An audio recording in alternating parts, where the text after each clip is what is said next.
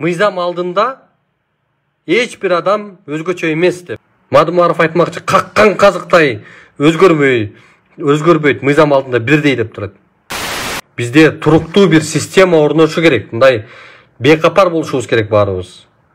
Тынч өлкөдө жашашыбыз керек.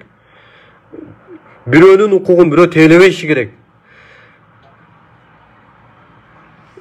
Чиновник менен бечаранын укугу бирдей болушу керек. Баш мыйзамга биз жазып койгонбуз.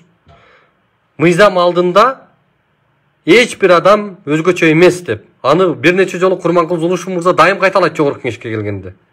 Мыйзамдын астында эч ким үстөмдүк кыла албайт деп. Конституцияда укмуш жазып койгонбуз, сонун ал. Мыйзам алдында баары бирдей деп атат.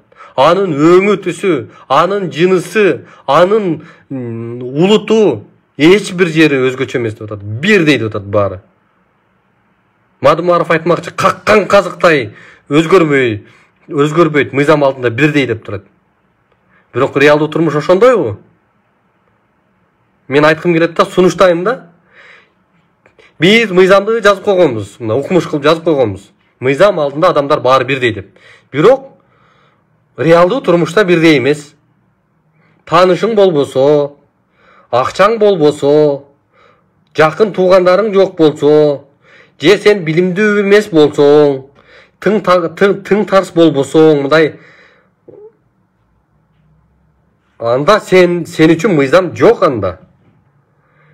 Анда сен үчүн адилеттүүлүк жок. Адилеттүүлүк болуш үчүн бүгүнкү биздин жашоодогудай сен таанышың болуш керек. Сенин акчаң болуш керек.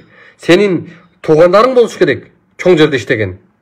Ошондо сенде адилеттүүлүк болот бизде. Ошондо сенин укугуң корголот. Болбосо сен эч ким эмессиң. Болбосо сен мындай бир колуңдан эч нерсе келбейт. Мына ушул болот атпайбы? Баш мыйзамга биз өзгөртүп эле коюш керек.